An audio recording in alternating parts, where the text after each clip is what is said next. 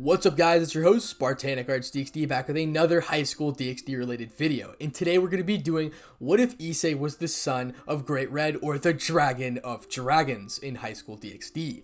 So before we start this video, please hit that sub button. Without further ado, let's go ahead and get right into it.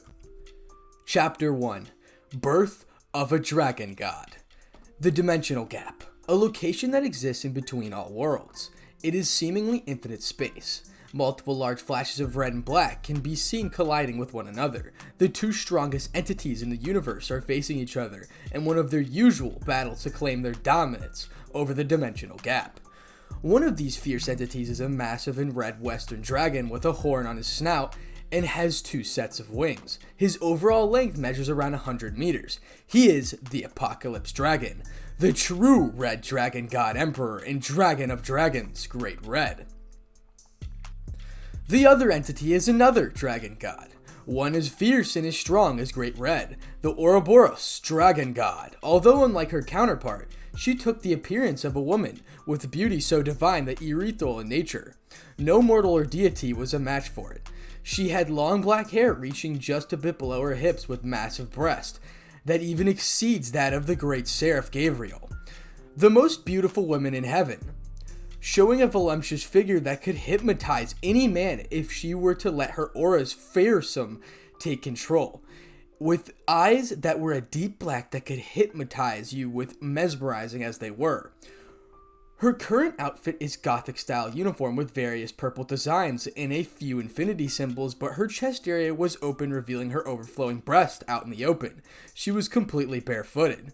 Despite Ophis being known as emotionless being, her current expression is one of anger and is directed towards Great-red. For the last time, Baka-red, get out of the dimensional gap. The dimensional gap was my home long before you ever stepped foot in it, screamed Ophis as she sent out a large amount of energy straight at Great-red, who quickly dodged it by flying over the attack.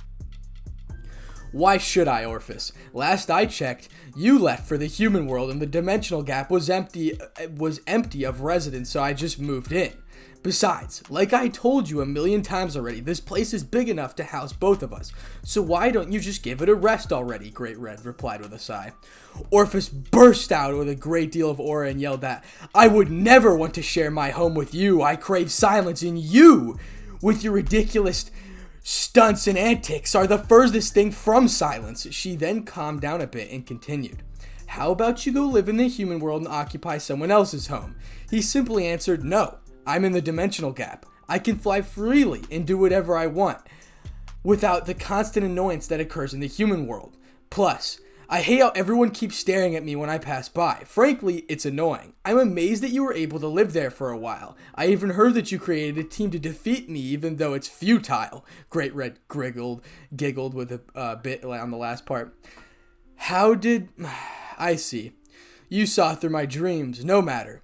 I know it was futile, and that's why I'm here to finish you off myself, as I should have done ages ago. So, for the last time, get out of my home or face elimination, shouted Ophis as she flared out her aura, which responded throughout the dimensional gap. Great-red flared out his crimson red aura to match hers and shouted in pride and dragon pride voice, I will not leave, so give it your best shot. Yes, you will. No, I will not. Both dragon gods shot their attacks at each other at the same time, and when it collided, a huge shockwave reverted throughout the dimensional gap, which was felt many of the supernatural races along as it quickly subsided.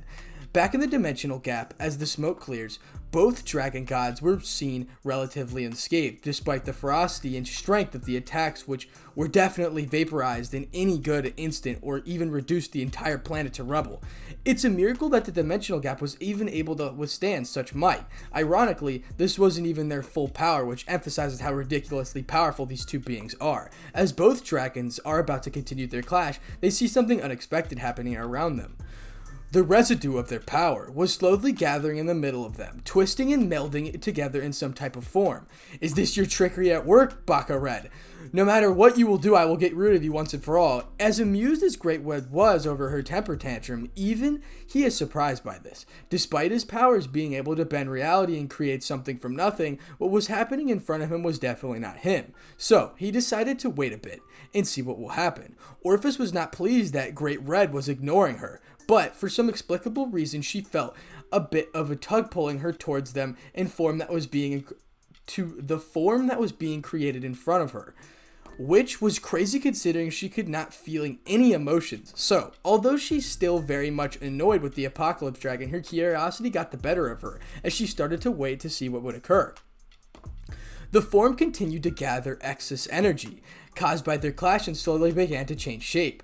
First, it gathered into a huge sphere of black and red energy and slowly began to form the shape of a dragon with 4 wings. But then it began to shrink and compress into what seemed to be a human form, and all of a sudden, the energy took form of a baby boy.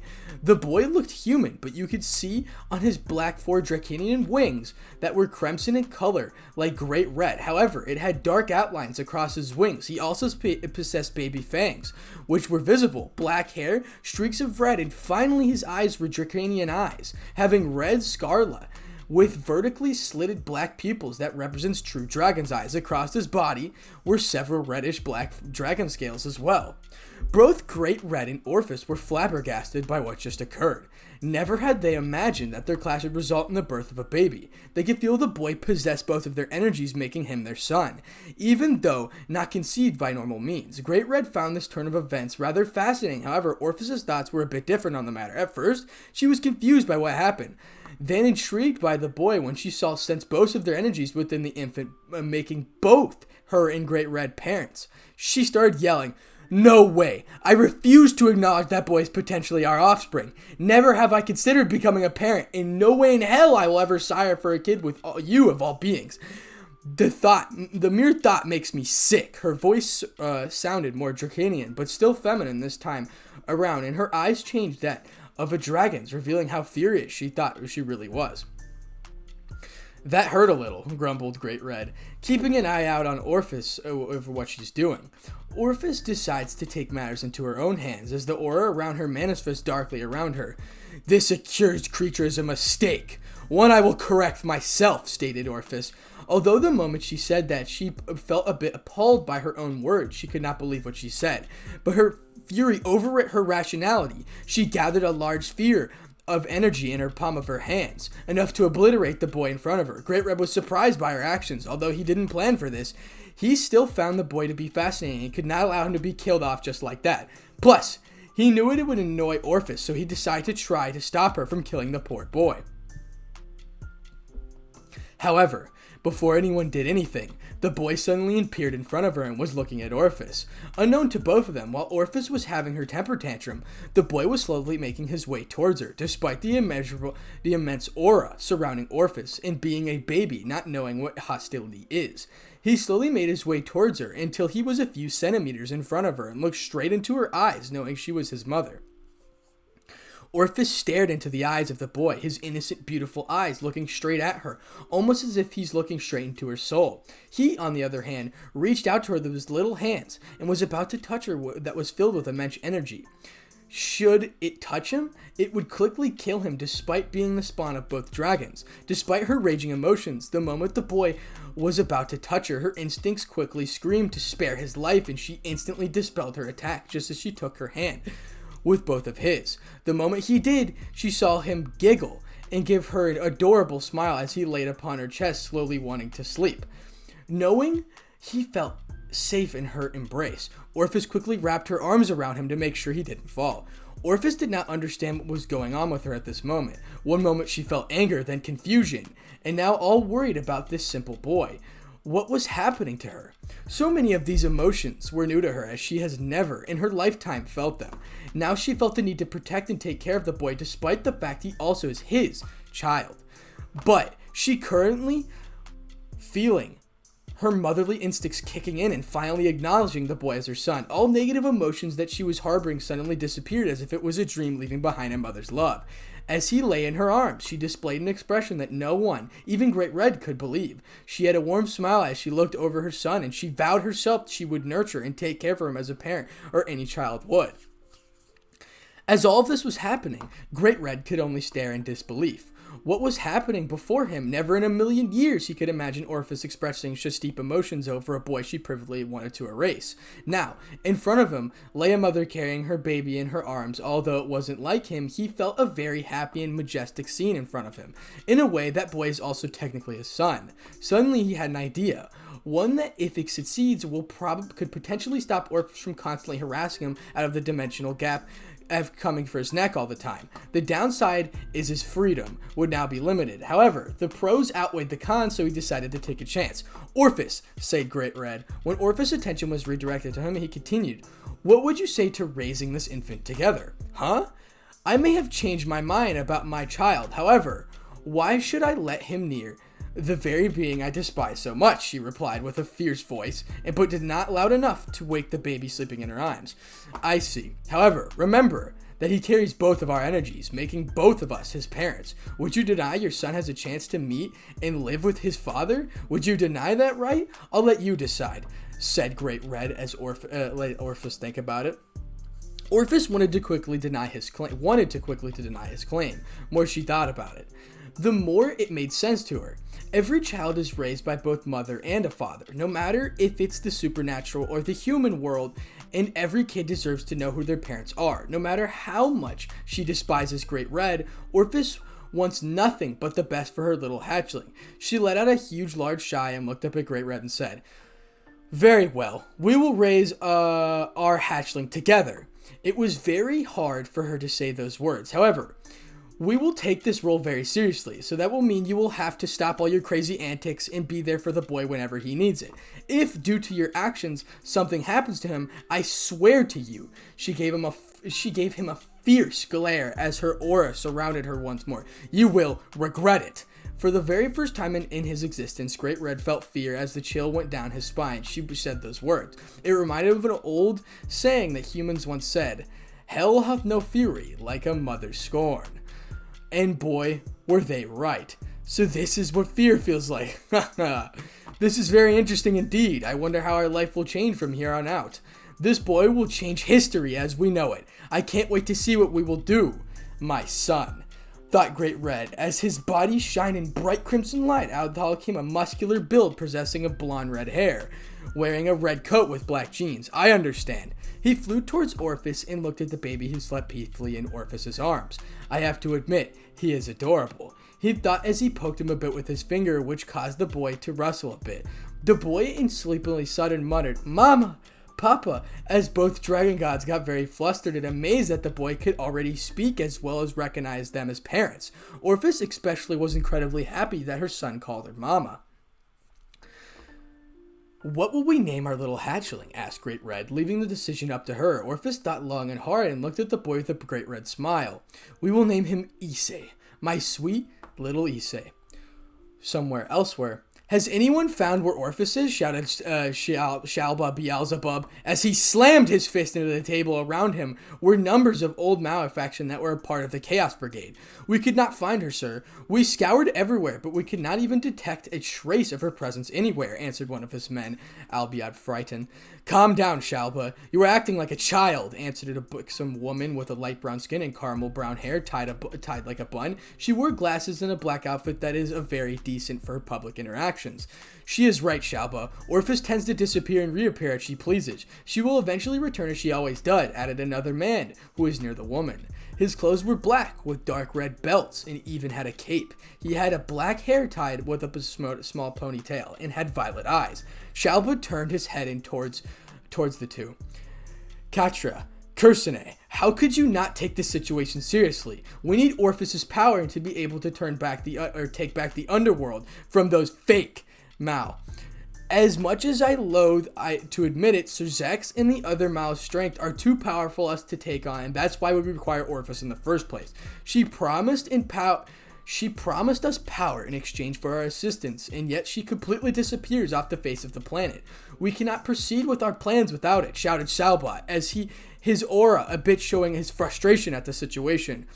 Catra and Issei both understood his concern. It was true that they required her power. However, it hurt their pride as the original descendants of four great Mao to even acknowledge that their current Mao's strength were beyond theirs. Ha! You might be outmatched considering current Beelzebub is indeed a super devil, but that little bitch Seraphal is in no way superior to me. The original Leviathan, said Cathriel with an air of confidence. Why you? Before Shalba and Ketchler started to fight, Kirsten got between them and started to fuse the situation. Now, let's not fight amongst each other and focus on the task ahead. Although unlikely that they are stronger than us, the fact is that current Maos are indeed very strong, and our plans would proceed that much easier if we had Orpheus's power added to our. So we should pool our resources together and find her as soon as possible and bring her back. Would do that, Shalba. Shalba looked away at Kirsiada's expression, and his aura calmed down. Very well. Let's make them haste. Men score every inch of this planet for her and make sure your activities remain hidden from the three factions, beckoned Shalva as one of his men asked. Should we enlist the aid of the other factions within the Chaos Brigade? Bah, those weaklings are useless. Angels, humans, magicians are all worthless. We'll use them if need arises. Now go! His men disappeared via magic circles to begin their search. Soon, we will reclaim that is rightfully ours and reclaim this wretched world for our own, sneered Shalba as they let out an evil grin, his face followed out with his fellow factions' leaders. Chapter 2. Plans. Back into the dimensional gap. After deciding Issei's name, they began to ponder how they would raise him. It is safe to say that neither of them has any experience of raising a child in their lifetimes. However, they would take it one step at a time and make adjustments as it goes.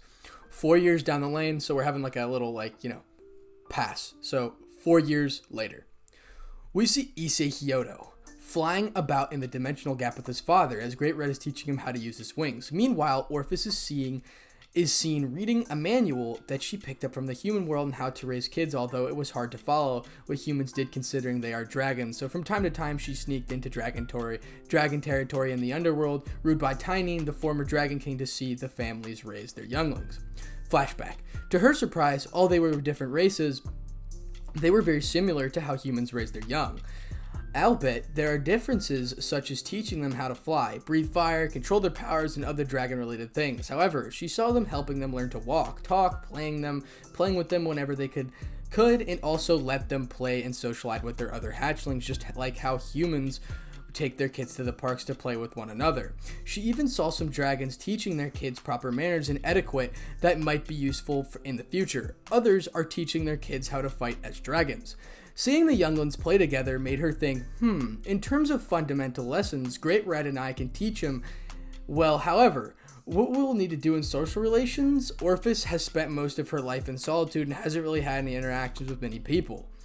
The few that only been the members of the Chaos Brigade that joined her, but they weren't really social interactions, just business, except for Volley, who conversed with her from time to time. There hasn't been much time exposure to people. I'll talk to Red about it and see what he thinks. End of the flashback. Orpheus watched Issei attempting to fly with his force wings. At first, he staggered and you could see him pout, which she found very cute. But after a few attempts, he managed to succeed in flying alongside his father. Although to her dismay, he started performing a few stunts reminding her of Great-red, but seeing his happy expressions, he decided to let things go. Still, for a small child, he learned things pretty quickly. At only 4 years old, he was able to speak pretty well, absorbs, and everything we teach him goes in his brain pretty fast. They are both extremely proud of his progress, as would any parent of their kid.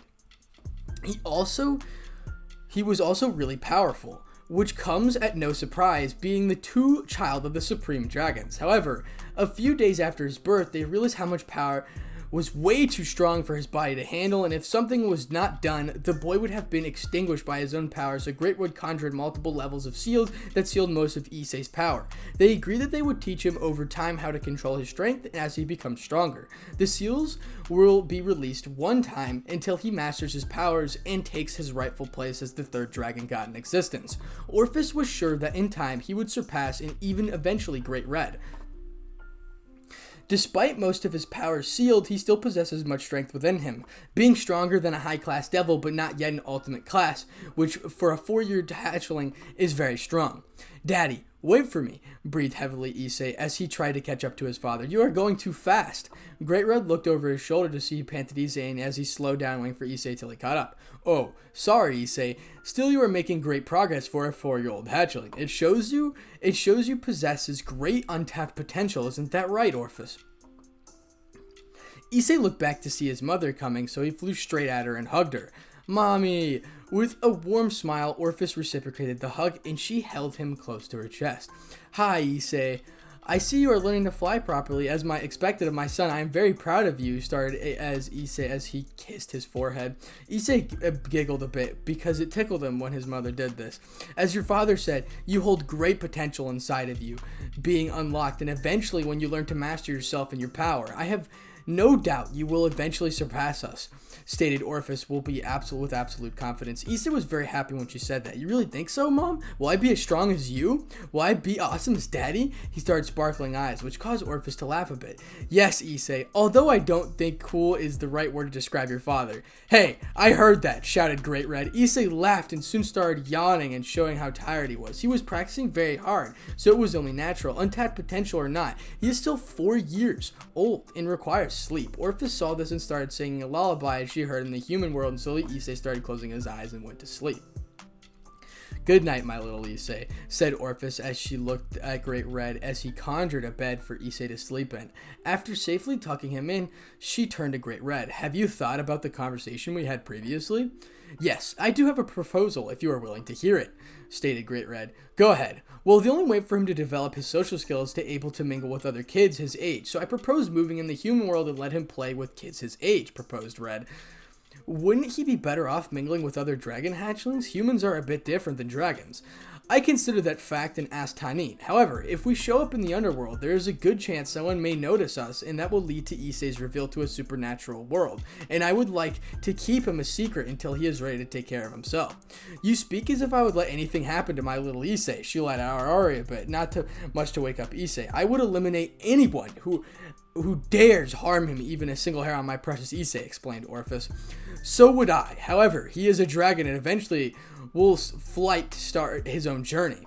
No dragon likes to feel restrained, not even by his parents. We will nurture him and protect him until he reaches maturity when he is ready to leave us. We will watch over him as he grows to become a splendid dragon god, stated Great-red as he looked up as if in thought. For a second, Ophis felt admiration towards Great-red, which she could not believe. Despite being an idiot, you sometimes say smart things, said Ophis with a smile. I have my moments, grinned Great-red as he didn't care that she called him an idiot anymore. So you have pondered on my idea, or do you require more time? Ophis thought about it and answered, I find your idea plausible. However, even if it is in the human world, there is still no chance for Issei to be revealed to the supernatural world. His draconic aura might invite enemies towards him, and I'm scared to take that chance. This is probably the first time she has ever felt fear for something in her life, as her body shook at the mere thought of Issei getting hurt.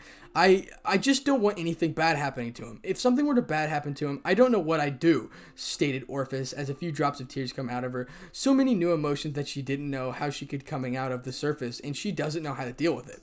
Great-red was flabbergasted. Never would he imagine seeing Ophis display such pure emotions. He thought about how she calm her, into which an idea popped in might result in him getting his ass whooped. Here goes nothing. Hopefully I survive this onslaught.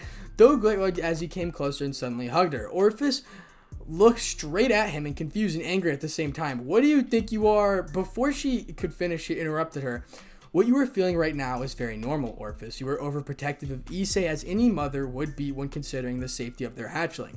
But you shouldn't worry so much. He is very in a calm voice and wiped her tears off her eyes. As I told you before, we will ensure that he is well protected and nurtured every step of the way, no matter what problems may occur. I'm pretty confident we will get through it and protect Issei from whatever danger may happen. With a grin, he adds, after all, we aren't the most two powerful beings in the universe for nothing. After his speech, Ophis reflects her gaze downwards and removes herself from his grasp. Oh crap, I may have overdone it, thought Great-red as he believed Ophis to be mad at him for embracing her. She turned around as her back is facing him. I'll only say this once and make sure you listen. As Great-red prepared himself for the thrashing, she said, thank you. in a low and flustered voice, although not low enough for Great-red not to understand what she said. That was honestly something he didn't expect, but was at least relieved he wasn't going to get beaten up. "You're welcome," he replied. Ophis wiped away the remaining of her tears and faced Great-red once again. "When she prepare to move into the human world?" asked Ophis. "I believe around the time Issei reaches 5 years old, that will give him enough time to make preparations and pick a suitable location to live in," answered Great-red. "Very well. Go ahead." With a nod of his head, Great-red teleported via his own magic circle to begin his search. Ophis looked at Issei sleeping from her and decided to sleep near him even though she does not require it. She placed herself near Issei, and feeling his mother near him caused Issei to move a bit more instinctively and went to hug her. Although since he is small, he was simply hugging her arm. Seeing this, Ophis smiled brightly at him as she brought him closer to her chest and soon drifted upon to sleep. Unknown to her, a bit farther lay a bat, like a familiar that was looking over them and teleported out of the dimensional gap. "At last, after all these years, we finally found her. Shalba and the others were pleased to hear the news," said the owner of the bat familiar. Who do you think that is kid sleeping near her? It seems to be very important to Ophis," asked another servant. "Who knows? We will let the leaders decide what to do. For now, we must let them know the information as soon as possible. Shalba is already pissed for us for taking too long to find her. Any more and it could have been our heads." Everyone else nodded and teleported towards the headquarters. At the old Satan faction headquarters, the group headed towards the council group, where the leaders are located. Shalba, Karusma were finally succeeded in locating Ophis, said one of the servants. "About time you found her. It's been over 4 years since she disappeared. Why is it taking you so long to find her?" shouted Shalba. Shaken with fear, the servant stuttered. Because she was located in the last place we thought to look." "Where would that be?" asked Karina. "In the dimensional gap," as the servant displays the projection of Ophis and Issei. "Why in the Satan's name did you take, you idiots, 4 freaking years to look into the dimensional gap?" roared Shalba as his aura leaked out of him. He clearly was not in a good mood. It's because Great-red is living in there, and since Ophis despises him, we believe she wouldn't set foot in there until Great-red is removed," said the servant, trembling and scared for his life. Even though Shalba wanted to end this fool's life, he could not refute the reasoning considering the fact that Ophis gathered them specifically for that purpose. He somewhat calmed down after that moment. "Alright, well, very now, dismiss." They bowed and left the room as quickly as possible, leaving behind the leaders who were conserving in each other. This is troubling news. If she is in the dimensional gap, does that mean she managed to defeat Great-red by herself? And if so, it would mean that she would not be willing to give us her powers anymore, stated Kirsa as Shalba immediately refuted him. "I highly doubt that, simply due to the fact that if her strength alone was sufficient, she would never have created the Chaos Brigade and would simply be engaged him long ago." "Then, what of Great-red? Has he taken residence somewhere else? Because there's no way Ophis would share the dimensional gap with him," queried Kirsavi. I don't know, and the truth is, I don't really care at this point. Our primary concern was locating Ophis' location, and now that we have found her, we must find a way to acquire her power once more. Our plans have been delayed too long for searching her," claimed Shalba. "And how exactly are we going to achieve that? Through brute force? You know as well as I that she is stronger than us. The only reason it was promised this power was to help kill Great-red and return the dimensional gap," Courtesy explained. "I know, you idiot. There must be some way to force it to give us his powers." Eventually, Courtesy noticed that Katria was silent during the entire conversation and decided to ask. "Karita, is everything okay? You're usually not silent." "I've been examining the image left behind the servants while you two have been uselessly bickering." Shalba twitched it while Carissa was simply continuing to listen. Now that I have both of your attention, didn't any of you notice a mist about that image?" Both of them looked to examine the image and quickly noticed what she meant. "Who in the blazes is that kid? A new recruit, perhaps?" "What aid can a mere child offer in the battle against Great-red?" exclaimed Shalba. Giggled Kalitra. "You two aren't looking carefully. The boy is much more precious to her than a mere recruit. Just look at Ophis' expressions," responded Kira as pointing us up his image of Ophis. Shalba immediately retorted, "What in the blazes are you saying, Kalita? Ophis doesn't possess any As both looked at Ophis' face, they became astounded as her expression was a pure smile. Now, they were shocked beyond belief. Ophis displayed a smile of pure happiness while embracing the boy. What the hell? They both thought. It is impossible for Ophis, a being born from nothingness, to be able to display any kind of emotion, yet the image before them disproves that. No words came out of their mouth as they contemplated the audacity of them as Carita continued to hypothesize the theory. The way she acts with that boy appears to be how a mother would with her son. Shalba practically jumped out of his seat and shouted, "What bullshit are you spewing now? The Ouroboros has a son? No, and how does anybody know about that? Then do you have any other theory that Orpheus situation right now? It's in all of our time in the Chaos Brigade, have you seen it react like this towards us? At best, I've seen close to a smile was a small smirk when speaking to the White Dragon Emperor. If you have any idea, then I'm all ears," she asked. As much as he wanted to refuse, she was right. He had no suggestions to counter or think of anything that could explain this anomaly. "Anyways, why not look at this opportunity?" she continued. "What do you mean by that?" asked Courtesy. She looked at them, forming a small smirk. "Weren't you two talking about how to get Orpheus to give us its power? The answer is right in front of us," as she pointed at the kid. "Whether it's a child, spawn, or an ally, we can deduce that he is an existence who is extremely important to us. So if we say we manage to kidnap him or use him as a hostage, we'll be able to use him as leverage for Orpheus to give us its powers." Shelba agreed with her view. However, Chrissy has a different opinion on the matter. "Your idea is plausible, if not for the simple fact that we're dealing with the Ouroboros dragon. If, as you claim, the boy is important to it, the moment we try something, the Orpheus will annihilate us, which is why we must be extremely careful with how to deal with this. It will take some time. If we plan it correctly, we'll be able to negotiate and claim Orpheus's power for our purposes, unless you guys have a better idea on how to persuade it to give us its power," stated Katsura. Both of the team leaders could not think of anything. After a brief period of thinking, Shalba continued to sigh and said, "Very well. We will go with your suggestion, Katria. We will send our men to spy on them and report back every detail we can do without thoroughly planning our next move. In the end, we require its power, so we will use whatever means necessary to attain it. Do we have a backup plan if this should not work?" asked Courtesy. "If worse comes to worse, we might have to ask him for aid. However, that will be our last resort," stated Shalba, as both leaders understood what he meant. They could only hope that their plan works. "Assemble! Our best infiltration and concealment team let them know of their mission." "Yes," both stated as they teleported via magic circles. The chapter ends. And that'll be it for part 1. Okay, so I just read 2 chapters. Hopefully you guys did enjoy this story. Remember, this story is by Miser Army. It's called Son of the Dragon Gods. You could love like what if Issei was the son of Great-red if you want to read it for yourself. I will also be linked down in the description. All credits to the author. I am just narrating it and fixing up some dialogue here and there. And of course I stutter because I'm not perfect. But whatever, you guys get the point. Thank you for all your support. It truly is amazing. Again, thank you for 15,000 subscribers. It truly is a blessing. I don't even know how to thank you. Hard work's coming in tuition and it feels great. I'm not gonna lie. So hopefully you guys did enjoy this video. If you did, comment, like, and subscribe for more. Without further ado, peace.